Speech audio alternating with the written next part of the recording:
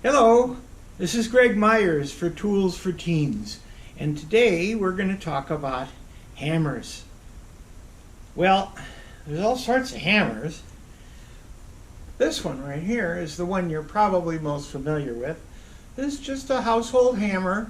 It's got a smooth face and it's got a claw on the back.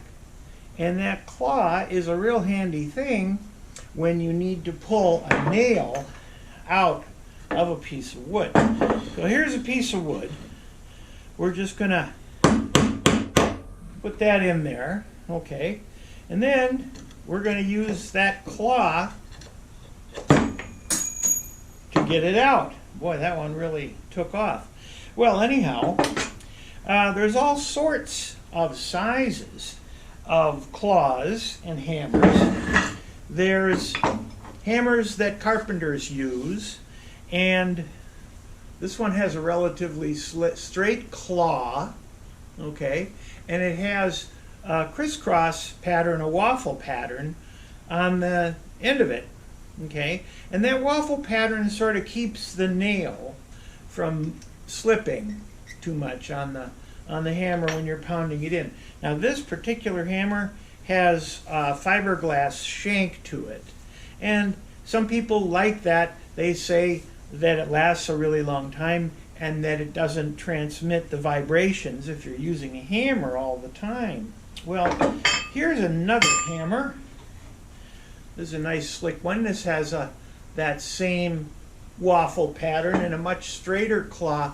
If you're doing mostly hammer work and not so much claw work, then this is sort of more of a preferred profile for this kind of a hammer. Then there's this. This is a real framing hammer, and this is the kind that the professionals like to use, okay? And you'll notice that it has that waffle pattern, and then it has these different things on the end of it that let you sort of get a nail started, okay? That's a pretty cool hammer. That's a really expensive hammer. And the thing to remember about hammers in general is that you're really supposed to use that hammer from here, okay? You swing that whole thing like it's an extension of your arm, okay? And the other thing is, whenever you're using any kind of hammer, you need to have some kind of eye protection, either something like this or protective lenses like that, okay? Because there could be little things flying off out of everywhere, either sparks or little pieces of metal. You just don't know. Well, here's a couple more interesting hammers or hatchets. These are the kind of thing that a farmer might take out in the field with them. So it's got a nice sharp blade on it, okay, and it's got a nice edge like that for hammering things. And you know, this is a kind of hammer that's also used by a lot of carpenters, because when you're up on a stack of wood and you've got to cut through that band that's holding the stack together, you might use this side, and then you might use the other side for hammering stuff. Now, this particular one wouldn't be as good for hammering all the time, but how about this one? Now, this is a real farmer's friend here. Look at all the stuff on this.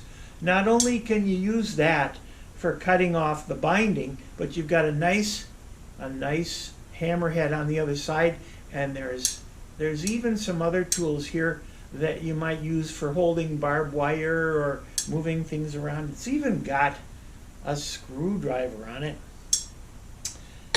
Anyhow, then there's a lot of specialty hammers.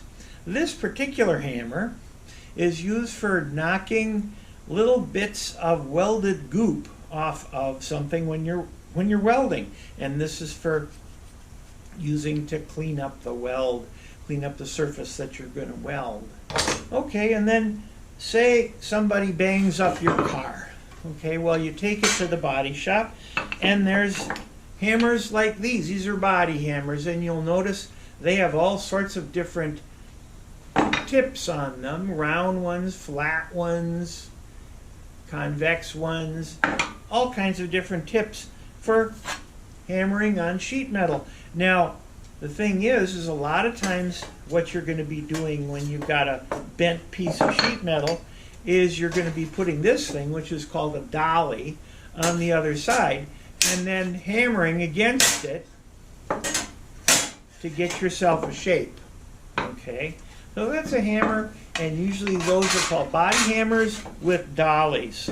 Okay, all right, so then you go over to the upholstery shop, and they have these little hammers. These are called tack hammers or upholstery hammers, and they're tiny little hammers for tacks, for little tiny brads or tacks.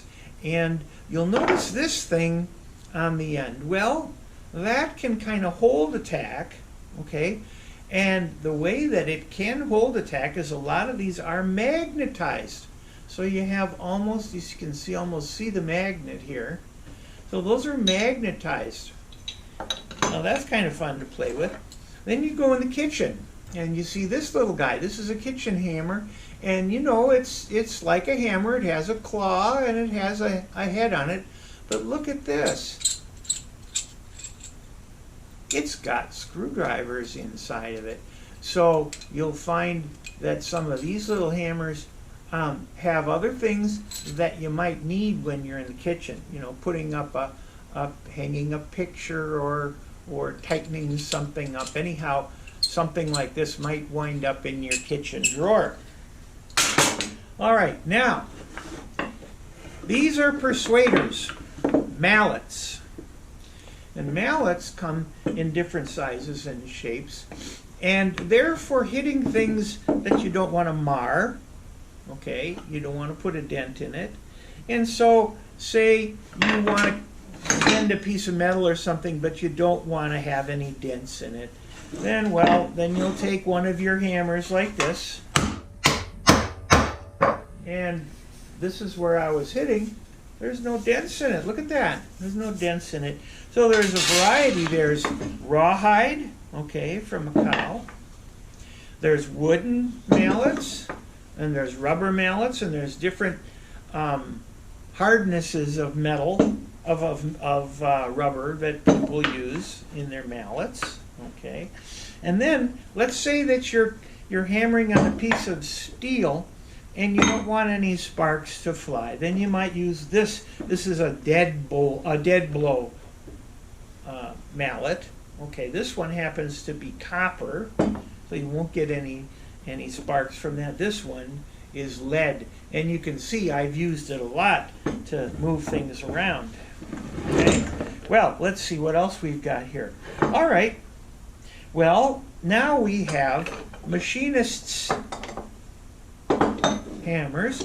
Okay, ball peen hammers.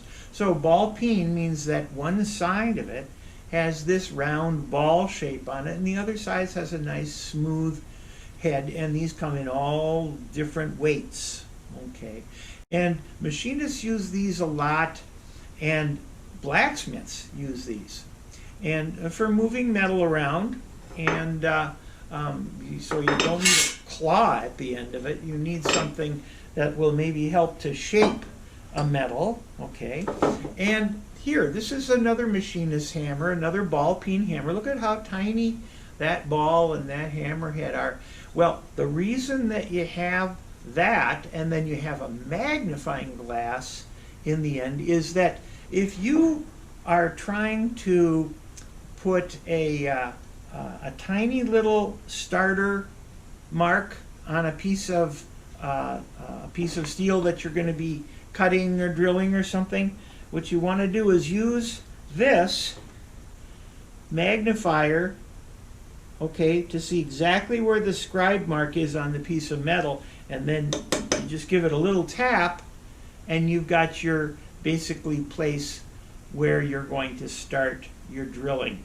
Okay, so this is really a very handy device, but you don't use it for hammering nails into blocks of wood, that's for sure. All right, well, now what else might a blacksmith use? Well, a blacksmith might use a cross-peen hammer like this.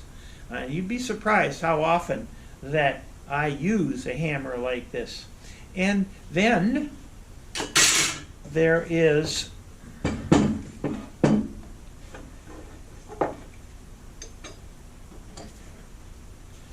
a sledgehammer. And a sledgehammer is something else that you might use when you're moving big metal things, and they come in various weights. And blacksmiths use these too. So you've got a piece of metal, and you want to give it a whack, and there you go. This really does give it a whack. And then sometimes you'll use a hammer like that with a chisel. Okay, a lot of these machinist hammers, you use them with chisels and with different counter punches and things like that. And you can get a sharper bend on something like that. Well, what if